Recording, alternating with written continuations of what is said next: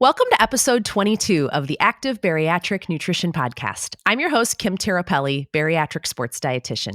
Today, I'm excited to have on bariatric athlete Steph Abeles. Steph is a mother of two teens who transformed her life by undergoing weight loss surgery. After years of struggling with yo-yo dieting, Stephanie opted for bariatric surgery and lost an incredible 116 pounds. Maintaining her goal weight for over 3 years, Steph attributes a healthy, balanced food lifestyle and regular weight training to her success. She's also had 2 rounds of plastic surgery to remove excess skin, including a tummy tuck, arm lift, thigh lift, and breast lift. Steph shares her inspiring journey on Instagram as @metamorphosteph, hoping to help others on their own weight loss and plastic surgery journeys. Thanks so much for coming on today, Steph. I really appreciate it. Thanks for having me. I'm so excited to be here. Yeah, I know. I was saying to you before we started, I totally fangirl your account and I've watched all your posts. They're so inspirational and I think it's really cool that you show all those steps that you've been through, especially with the plastics journey. I think that's been so helpful for people to see. Yeah, that's why I do it, because I know that when I was researching it, it was important for me to understand exactly what I was getting myself into. And I just absorbed as much information as I could so I could just be very well prepared. Yeah, definitely. That makes sense. Well, can you tell us a little bit more about what brought you to the decision of having bariatric surgery and how it's changed your life? Yeah, so I decided I was going to have bariatric surgery after just struggling with my weight for years and years. I have lost quite a bit of weight previously to having surgery, almost 100 pounds twice. Oh, wow. And I struggled so much just trying to maintain that weight loss, and then I'd have to do it again. And after discussing with my primary care provider, she was actually helping me with some weight loss medication and the shots, the B12 shots. Right. And she's like, why don't you look into bariatric surgery? I've been working with you for so long. And, I've seen your struggle, and bariatric surgery really could be a solution for you. Yeah. And I was adamant. I was like, nope, I can do this on my own. And then I just continued to struggle. And I'm like, why am I fighting this so much? Why is this something that isn't a tool that I'm looking into? So then I started really researching it, not just, my preconceived notions of what it was. I started researching what bariatric surgery really was. And I was like, you know what, Right. this really isn't as scary. And this has helped a lot of people. So, that's when I decided that this was going to be a tool that I was going to utilize to help me, kick or help this disease that I had been struggling with for so long. Yeah. And I'm assuming, are you happy that you went through with it? Oh, I'm so happy that I did it. I now I kick myself. I'm like, why did I fight this so much? Because it wasn't as scary as, that I thought it was going to be. And it's really a doable lifestyle. And I don't feel deprived in any way, shape, or form. And I just feel like, okay, this was the answer that I had been, fighting for so long. So yeah, I'm so glad that I did it. Good. And when did you have it again? Was it? I had it in October of 2019. So Gotcha. I am a little over 3.5 years post-op. Yeah, got it. Okay. Well, let's talk a little bit about your plastics journey, since I know you mentioned it, and I was in your intro here. So the tummy tuck, arm lift, thigh lift. So tell us a little bit about that process and like the recovery process and what made you decide those. Give us kind of a quick summary of how that all went down. Yeah. So I knew that I was going to have some skin removal because having lost weight previously, I had loose skin at that time as well. Sure. I just hadn't maintained my weight loss long enough to be able to address it. So I said, I'm going to do this, and I'm going to have that loose skin removed. So after maintaining my weight loss for just about a year is when I had my plastic surgery. So that was, I actually had that October of 2021. Gotcha. So I lost the weight, maintained it for almost a year, and then had the tummy tuck and the arm lift. And I chose those 2 particular procedures because those were the areas that most affected my life. The arms was really where I was starting because, the skin just got in my way. It would pinch, and it hurt, Sure. as well as the stomach. Being as active as I am, trying to run or jump or do anything that, where that skin would move, it would actually hurt and tug. And I had times where it actually tore a little bit. I know that sounds terrible, but, just that movement can actually tear that thin skin. Sure. So I met with a few plastic surgeons, and we decided that not only could he do my arms, but my tummy at the same time, that sealed the deal for me, because I'm like, okay, if I can knock those two out.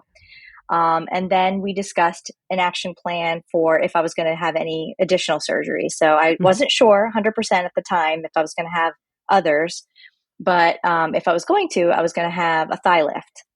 So after healing from my first round, I realized, yes, the thighs were something else that I definitely needed to address, because that was another thing that was holding me back physically when I was working out. And then if I was going to do that, he's like, well, we can also do your breast lift, and that would kind of complete your journey. So that's why I chose the thighs and the breast at the same time. Gotcha. So you did like 2 and 2, so 2 body parts at a time. Yes. That made it. And how was the recovery when you did like 2 separate, body parts at the same time?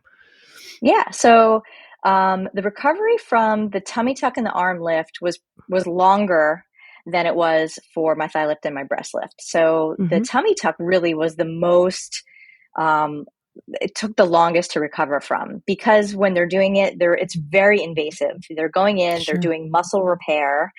So that took me, I would say, a full year to really feel like I was 100% back to myself and being able to, be as active as I wanted to. But I was cleared to go back to the gym at about 10 weeks after my arm lift and my tummy tuck. The two things with that is the arm lift, what took me so long to recover was just the mobility. So, my arm lift, I have an incision from my elbow all the way down past my my armpit. So like, just, when you're lifting, just being able to get your arms up all over your head, that took some time. So I just went really slow. And for the tummy tuck, you would be surprised how much you use your core when you're doing other exercises besides core exercises. Sure. For example, doing lat pull downs, that uses your core. So I had to really go slow. When I started, going back to the gym, I started out just with cardio. And then when I worked that, when I got a little bit back into shape, because, that recovery is long, then I started adding some weights, and I started with much lighter weights than I was using before. But, I progressed. And then, if something was hurting me, I'd pull back a little bit and then, start back again in a few more weeks. Yeah. So, it's different when you are recovering from plastic surgery. You have to give yourself time. You're not going to get back in the gym and be like 100%. It took me a few months to get back. But the really cool thing is, because I had the muscle repair with my tummy tuck, I was so much stronger than I ever had been previously with a lot of the exercises I was doing before. So that was like an unintended consequence, but a happy one. A benefit. Yeah, for sure. Yeah. I love that you mentioned too that, you have to give yourself time, because, just like with anything else, like with bariatric surgery, you somewhat have to kind of take a step back to take 2 steps forward, and it sounds like with your recovery, although, like you said, there were some unintended, maybe good benefits too of being a little bit stronger, but it took time to build back up to where you were before, but you got there, and eventually you did get there. You took your time, you listened to your body. Did you work with anyone? Was there like a trainer that helped you with those movements when you first got back? Yes. So I did work with a trainer at, I go to a gym called EOS Fitness, and I work with a trainer like once or twice a week. For a few, just to really get myself back into it. And then once I felt like I was comfortable and I needed, or I didn't need that constant, these are the exercises you should do.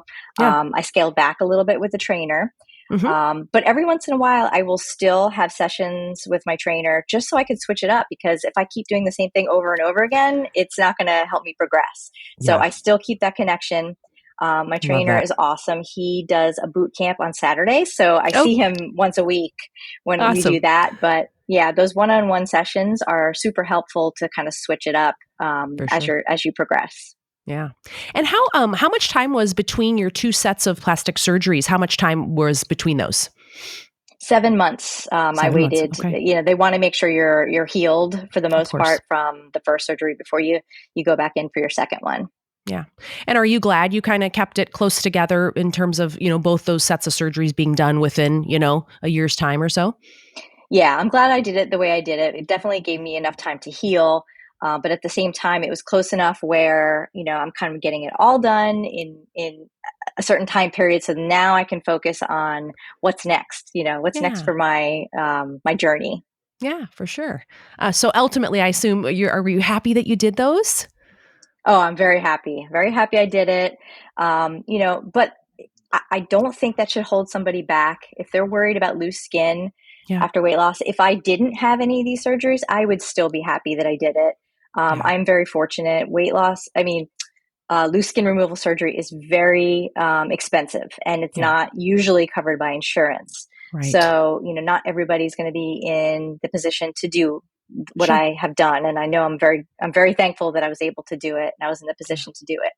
Yeah. But I am very glad that I did do it because I feel like it's really completed my journey. And I feel like my body more closely matches all the hard work that I put in. Yeah, you could see those results. And let's kind of shift gears and talk about that because I know you talk a lot about weightlifting and a lot of the things on your Instagram will highlight some of the things that you're doing. So let's start off with, did you work out pre-operatively? You said that you did, how much weightlifting did you do pre-operatively?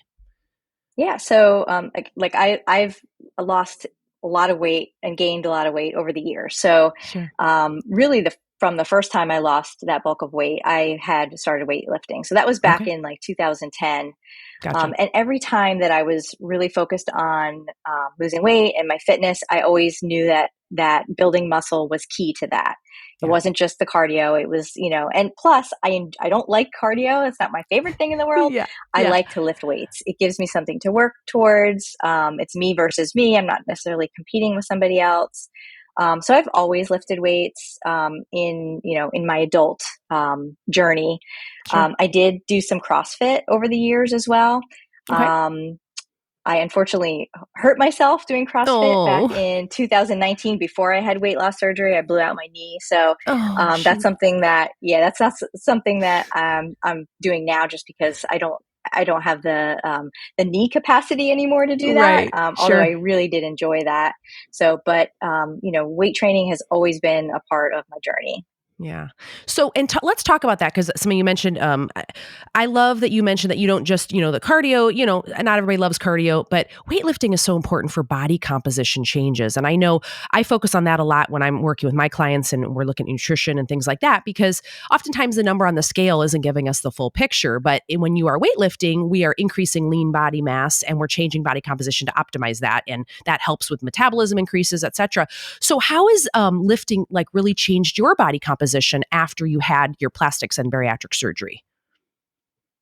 Oh, for sure. So, it helps me keep my weight off. Hmm. So that's very important to me. But, when I had my arm lift, I knew that now, I was actually going to be able to see that definition.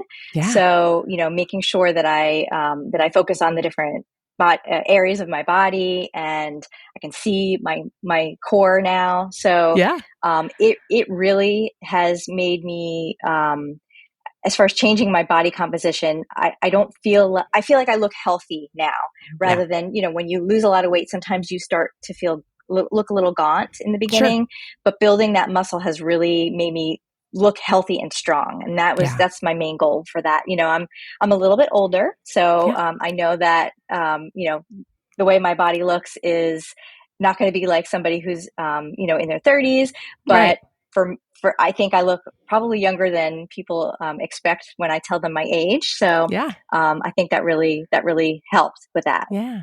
Has that been helpful for mindset? Just this journey of overall body composition changes and all the things that you've been through. How has the mindset changed, especially with working out? Does it make you feel, more confident about yourself? How does that all change? Absolutely, yeah, it makes me feel more confident, and it also helps with my anxiety Yeah. because, Hmm. or exercise in general, just because I don't know why it works, but I guess it's the endorphins, and it just calms me down. Even though you're like going, I guess it releases the energy where it needs to rather than in other places. So Totally. it's helped not only my confidence in the way I look, but also the way I feel in my mind, because I know I'm working towards a healthier me. Yeah. And how many days do you lift? And like, give us kind of some examples of what you do in your lifts, just so people kind of hear what you do, what works for you. Yeah. So I usually try to lift weights 3 days a week. Okay. And then I do a boot camp on Saturday, which is a combination of lifting weights and the cardio. Yeah. And then on other days, I just try to move. So I have an elliptical at my house that I had purchased during COVID when everything was shut down. So I do that on days where maybe I don't want to go to the gym, or days that are like not lifting days. Sure. But I also try to get outside, and I work from home. So I am able at lunch to go walk around my neighborhood and just get some sun. But I like to do different things just because so I don't get bored, and it just keeps me moving. I do have a very sedentary job. So, making sure that I move, even if it's 30 minutes on my elliptical, that really helps. And again, it helps with my mental health. So, I do try to do 5 to 6 days a week, but again, it's not like heavy lifting. It's like I said, 3 days of lifting, 1 day of boot camp, and then other days just moving my body somehow. Yeah. And in your lifts, do you separate it by body parts? Do you do full body 3 times a week? How do you do it? Yeah, so I usually try to do by body part. So one day will be legs, and then another day might be back and bis, and then chest and tris. Then I'll maybe throw shoulders in there. So it's just, and sometimes I'll just do like all upper body. So I try to switch it up depending on what I'm working on, or depending on like if I'm a little sore in a certain area. Maybe I won't do shoulders if I maybe feel like I, had enough the last time. So I just switch it up. I love that. No, I like to hear, and I always ask this when we have guests, because I think it's important for people to hear that, lots of different ways to go about, lifting. You can do by body part, you can do by, upper body versus lower, and you have to find what works best for you, and you have to kind of start where you're at and build up. Do you do like 3 to 4 sets? How many on average? What right now, like what's a typical workout look like? How many sets typically per body part, for example? Yeah. So I'll do like 3 sets. So I'll do like 12 reps, 3 sets. Sometimes I'll switch it up and just like maybe that last one, I'll do as many reps as I can with a heavier weight. Sometimes I'll do drop sets where I will, do a heavy weight and then drop it down to a lighter weight, and then just try to burn out at the end. So I can, I guess is that called progressive overload? I'm not 100% sure, but yeah. Yeah. So over time, you're pushing yourself to increase your weights over time. And that can be with weight, that can be with how you change your sets. Yeah. It sounds like you're doing that. That's excellent. And you feel like you're getting stronger, I assume. Oh yeah, definitely getting stronger for sure. I see it's slow. I'm not trying to, trying to hit any specific weight for, say, a deadlift or anything like that. But I just, a little bit at a time. I'm happy with a 5-pound increase here and there, or even a 2.5-pound increase. That's fine by me. Progress. Yeah, absolutely. Yep. And let's talk about your fueling. So, when we think about you're going to go work out, so do you work out in the morning? Like, how do you, fuel around your workouts? Yeah. So I do work out first thing in the morning. Okay. And I don't necessarily eat before I go to the gym. I just find it's kind of sits in my stomach just because of, I had the vertical sleeve gastrectomy, and it just sits. So I do try to eat as soon as I get home. And I try to eat protein right away. Okay. Yep. But I do fuel. I do eat carbs. I just try to stick to the healthier types of carbs and the fiber. I eat fruits. But I do, my first thing that I always try to hit is my protein goals. Good. And then anything left over will be, the other things, the fibers and the carbs and the healthy fats and things like that. Yeah. And, I just out of curiosity, because everyone, I work with folks with, different goals and things. Some folks like to have calories and macro goals and things like that. Some people just, they focus on their protein and then they round out their plate with more carbohydrates. How do you go about kind of establishing, how you eat? Have you ever had set like numbers that you've aimed for? Well, the protein, I always, like you said, I always try to hit the protein goals. So, depending on where I'm at with my weight, what I'm trying to do, of course, my program says, you try to eat 80 to 100 grams of protein a day. So that's kind of where I start.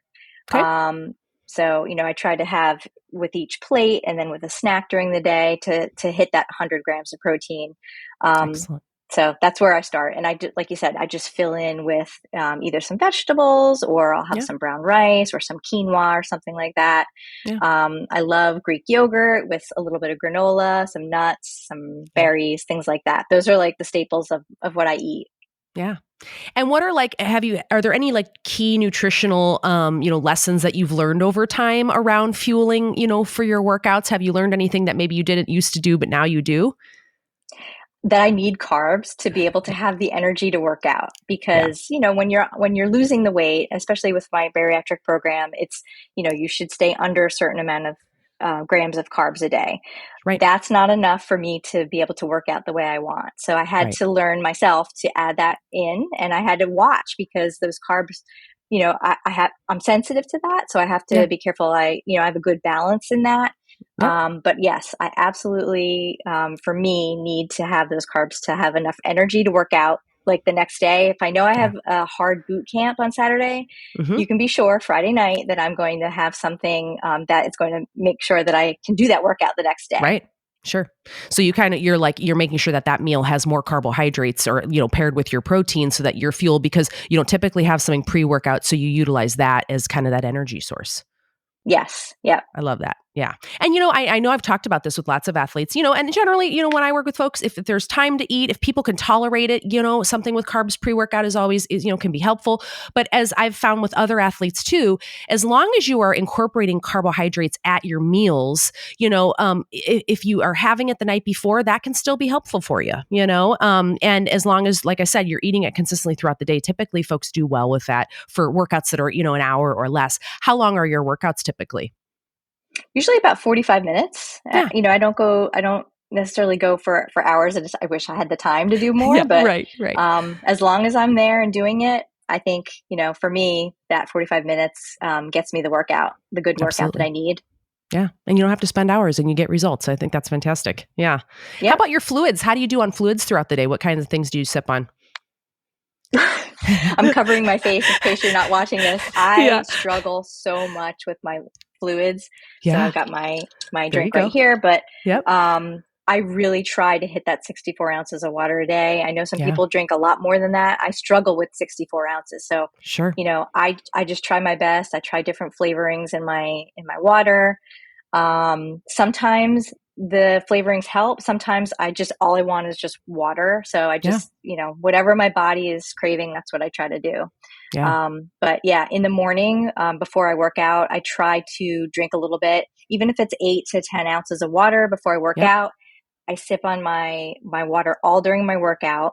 That actually helps me when I do go to the gym and I'm sipping on my water. That helps me get the water for the day. So I find on days that I don't go to the gym, I'm drinking less water, because interesting. I'm not doing that between sets, that drinking. So I have to make a conscious effort to drink more water.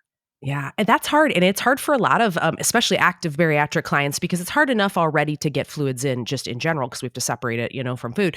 But I hear that a lot too, is that often because they're carrying their fluids with them in their workouts, I end up getting in more. And so, hey, whatever works, as long as you're sipping throughout the day, it's good. And coming into I like that you say that you're drinking pre-workout, because coming into your workout hydrated is helpful, because of course you're going to be sweating, right? So the more that you can pre-hydrate, it will allow you to exercise longer, harder. So that's a good strategy for, folks to hear that you're doing as well. And what's one piece of advice you'd give to someone starting on their bariatric journey? What do you think? So I think it's really important to not compare yourself to other people. Everybody's different. Everybody loses at a different pace. And it can depend on a lot of different things. So when I had my bariatric surgery, I was 47. I'm a little bit older. So I lose slower. I have always lost slow. But I was just consistent. I wasn't perfect, but I was consistent, and I lost the weight. It took me 15 months to lose to get down to my goal weight. But just be consistent. Don't compare yourself. I have so many tips to give people. Don't compare yourself to anyone else. And then, it's consistency over perfection. Those are my biggest tips. Yeah, no, those are so helpful. And it's good for folks to hear that because, yeah, progress over perfection is always, the way that, no one's going to follow this perfect linear, decrease. There's going to be bumps in the road. There's going to be setbacks. There's going to be plastics journeys that, kind of interrupt that as well. And you've persisted through all of that. And I mean, like I said, that's why I love seeing a lot of your posts and things because it shows people this is real life. Like it's not this perfect journey, but it can still be successful, So no, I appreciate that. And if you could look back and talk to Steph pre-operatively, what would you say to her? I would say thank you for taking the risk and not being scared, or being scared, but, taking the risk to better your health. That was hard for Steph back then.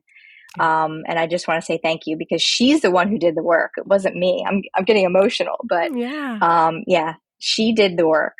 And I would say thank you. Oh, that's awesome. Well, where can the audience learn more about you or how to contact you? Yeah, so I'm mostly on Instagram, and my Instagram handle is MetamorphoSteph.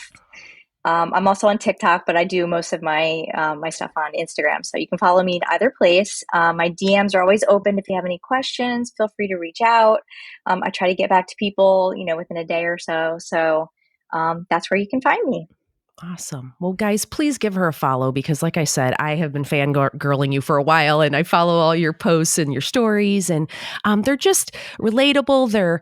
Hey, this is real life, and it's been your experience and your journey, and that can be helpful for others because, some folks may not know what to expect or is this normal? And I just appreciate that you're always real and authentic, and everything that you share is just, hey, this is what I've been going through. This is what's worked for me. And I just appreciate that. So thank you so much for all the things that you share. Oh, thank you. And thank you for having me on. This is so Yeah. cool. Yeah, no, I'm happy to have you. I love hearing folks too, just like I said, I love to hear the body composition changes over time and what's worked for you because it's so different for every person in terms of what type of workout they like or what has worked most in terms of increasing muscle. I've got endurance, I've got strength athletes. So I just love to hear kind of what has worked. So again, thank you so much for sharing your journey with us. I appreciate it. Absolutely. Cool. Well, guys, you can watch this full video of the podcast episode on my YouTube channel, the Active Bariatric Nutrition channel. So make sure you subscribe to it. Give it a like. That way you'll know when we post a new video. And also, if you don't mind, please just share this podcast with someone that you think would find this information helpful because we're just trying to get out these inspirational stories, helpful stories, because there's not a lot of information for active bariatric people. So we want to make sure that we're sharing as much as we can that what we learn and we learn from each other and from experts and things like that. So if you don't mind sharing this, subscribe to the podcast, give it a rating and a review. That's how it gets out in front of more people. You can also follow me on my Instagram channel, which is the at Active Bariatric. I also have TikTok and Facebook. And if you'd like to learn more about my one-to-one bariatric nutrition coaching services, please go to my website at www.activebariatricnutrition.com and you can schedule a free discovery call so we can learn more about each other. So again, Steph, thank you so much for being here today. I appreciate your time. And guess what? We're going to do this again next week. Take care, everybody. Thanks, Steph. Thank you.